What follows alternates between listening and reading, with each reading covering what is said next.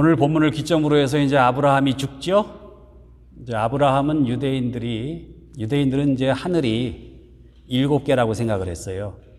근데 제일 높은 하늘, 7번째 높은 하늘을 다스리는 분이 바로 믿음의 조상 아브라함이라고 믿었습니다. 유대인들이 제일 존경하는 넘버원이 아브라함이에요. 근데 그 아브라함이 죽었어요. 이제 그 후손들이 무대에 등장하게 됩니다. 아브라함이 하갈에게서 이스마엘을 낳았죠. 사라에게서 이삭을 낳았죠. 그리고 사라가 죽은 후에 그드라에서 6 아들을 낳습니다. 그러니까 성경에 기록된 것만 해도 아브라함에게는 8명의 아들이 있었는데 그 유업은 누가 물려받아요? 이삭이. 그렇다고 해서 아브라함이 다른 아들들한테는 무관심했던 거 아니죠? 6절에 보니까 자기 서자들에게도 재산을 주어 자기 생전에 그들로 하여금 자기 아들 이삭을 떠나 동쪽 땅으로 가게 하였더라. 아브라함은 자기가 죽기 전에 자기 아들들 모두에게 각각 재산을 다 분배하고 혹시나 자기가 죽고 난 다음에 벌어질지도 모를 그런 갈등과 분쟁의 요인을 미리 제거하지요. 그렇지만은 그 가문의, 아브라함 가문의 정통성은 누구에게로 전수됩니까? 이삭. 그렇게 전수된 아브라함 가문의 전통은 이제 다시 이삭의 2 아들에게 이제 돌아가게 되는데 그 2 아들은 쌍둥이에요. 큰아들 에서는 얼굴이 붉어서 붓다라는 뜻의 에서가 되고 야곱은 에서의 발꿈치를 잡고 태어나는 바람에 잡다라는 뜻의 야곱이 되지요. 이삭은 에서를 더 사랑했어요. 원래 아버지들은 큰아들을 더 사랑을 하죠. 아무래도 더 많은 시간을 같이 보내니까. 더군다나 이 에서는 사냥을 잘해서 아주 좋은 들짐승을 잡아다가 별미를 만들어서 아버지께 드렸기 때문에 이삭은 이제 에서를 더 좋아했는데 근데 이삭의 유업을 누가 잊게 돼요? 야곱이 잊게 됩니다. 왜 믿음의 조상 아브라함의 8명이나 되는 아들들 중에 우리는 이삭만을 기억하고 있을까? 왜 우리는 잘생기고 사냥 잘하고 그래서 아버지에서 이삭의 사랑을 받았던 에서가 아닌 아버지와 형을 속여서 장자권을 빼앗은 사기꾼 야곱을 더 많이 기억하고 더 많이 설교하고 더 많이 본받으려고 하고 있을까? 오늘 본문을 통해서 하나님께서 과연 무엇을 기준으로 누구를 선택하시는지 다음과 같이 묵상해 보시겠습니다. 첫 번째, 하나님은 양보다는 질을 기준으로 선택하십니다. 11절에 보니까 아브라함이 죽은 후에 하나님이 그의 아들 이삭에게 복을 주셨고 이삭은 부엘라 헤로이 근처에 거주하였더라. 아브라함에게는 성경에 기록된 것만 해도 3명의 아내가 있고 또 8명의 아들이 있고 또 큰아들 이스마엘에게는 12명의 아들들이 있다고 그랬죠? 그 12명의 아들로부터 수많은 민족들이 생겨났어요. 현재 그 민족들이 아랍 민족들입니다. 주로. 사라에게서는 이삭을 낳고 이삭은 리브가에게서 에서와 야곱 2명의 아들을 낳았는데 그들이 유대인들의 조상이지요. 마지막 그드라에게서 6명의 아들을 낳았죠. 그 6명의 아들들을 통해서도 수많은 민족들, 아주 강대한 민족들, 아수르 민족을 포함해서 그 민족들이 생겨났는데 북아프리카, 아랍, 서아시아, 그 인구의 10%에 해당되는 베두인이라고 불리우는 유목민이지요. 이 베두인이 사라센 제국을 일으킵니다. 그 후손들로 추정이 되죠. 그런데 아브라함에게 있었던 그렇게 수많은 아들들과 손자들 중에 왜 하필이면 이삭을 통해서 유업을 있게 하셨을까? 여러분, 숫자적으로 보면요, 하갈의 아들 이스마엘에게서 나온 후손이 훨씬 많죠. 그드라의 아들들을 통해서 나온 후손이 훨씬 더 많습니다. 지금도 그래요. 유대인이 뭐 몇 명이나 돼요. 그런데 가장 숫자가 작은 이삭의 아들, 그들이 아브라함의 유업을 이었다는 사실입니다.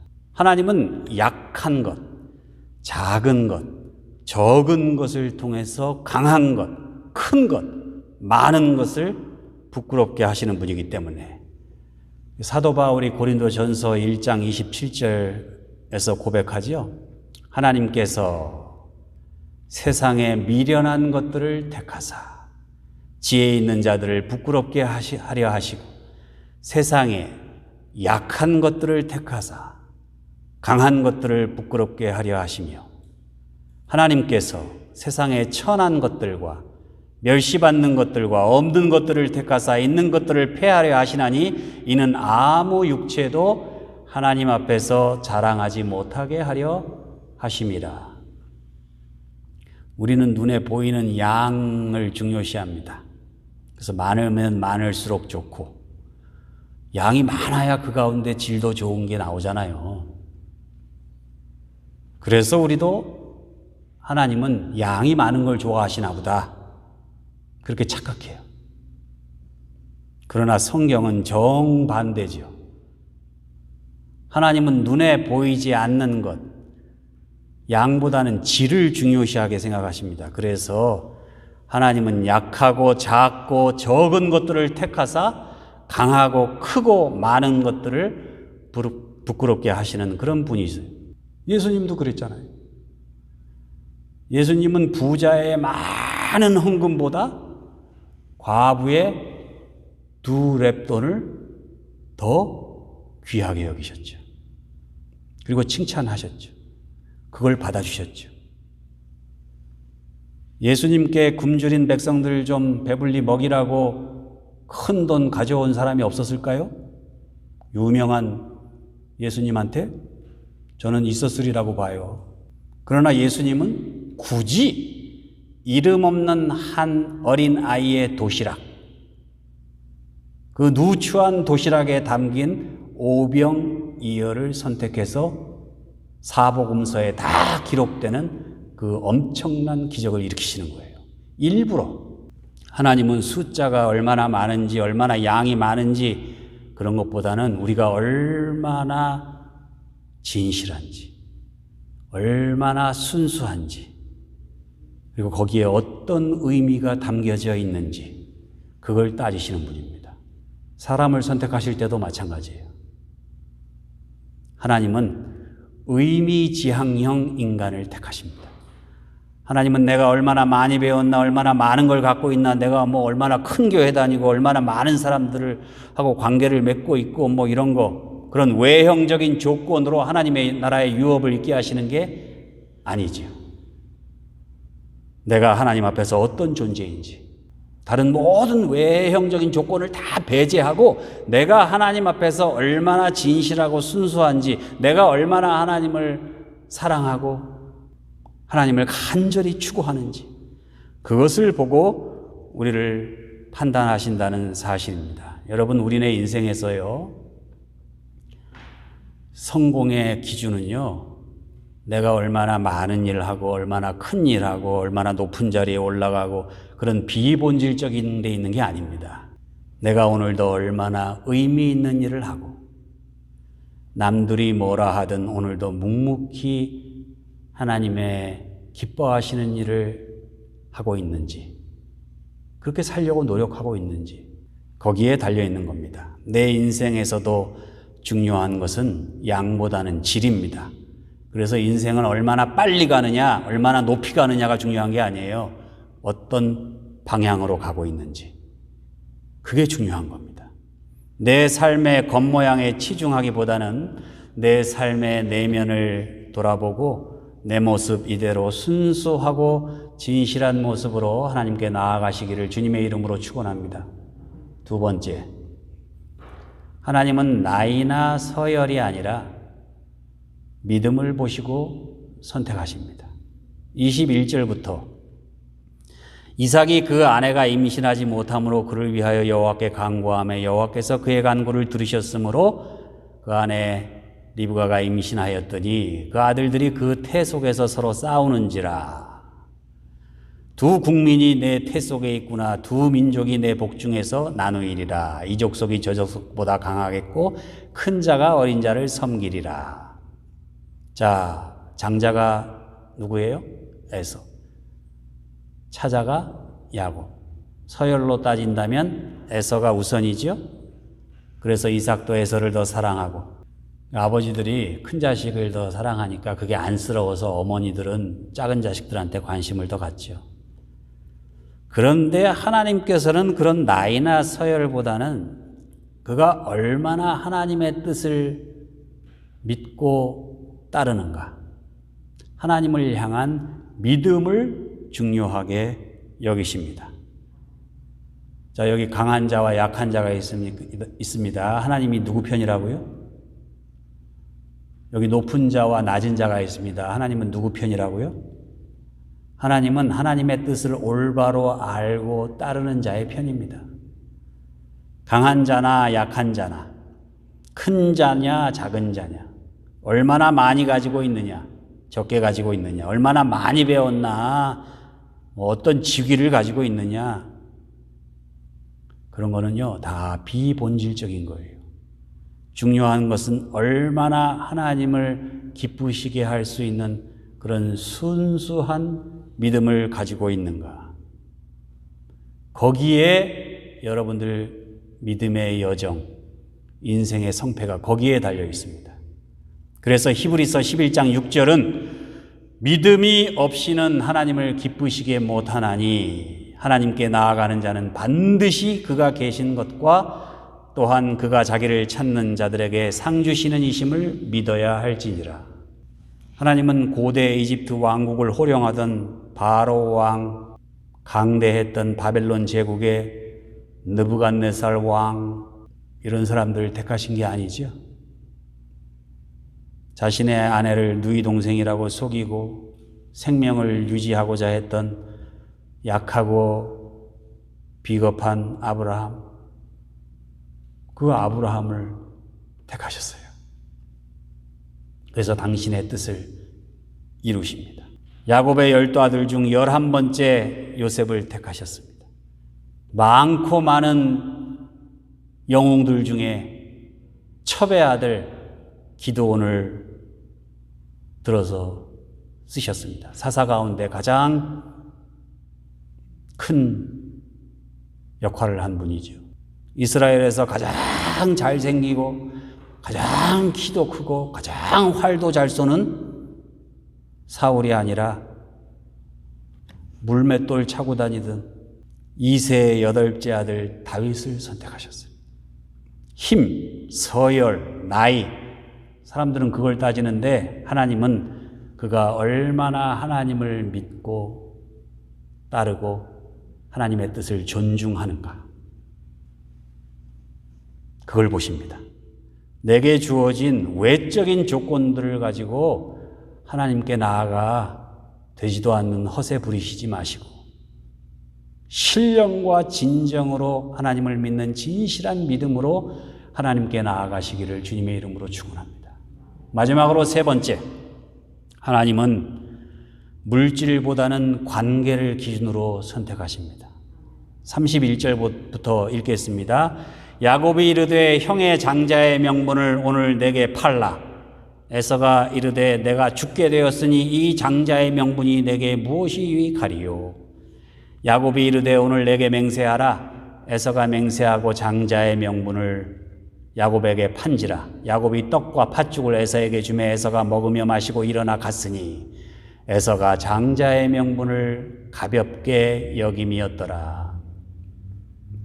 에서는요, 일단 자신의 이 육신의 배고픔을 해결하는 것을 중요하게 생각했어요. 그러나 야곱은 하나님의 축복을 중요하게 생각을 했어요. 에서는 당장 눈앞에 보이는 것, 육신의 정욕, 안목의 정욕, 이생의 자랑을 중요하게 여겼어요. 그러나 야곱은 비록 눈에는 안 보여요. 손에 잡을 수도 없어요. 뭐 장자권 얻는다고 특별히 달라지는 게 뭐가 있어요.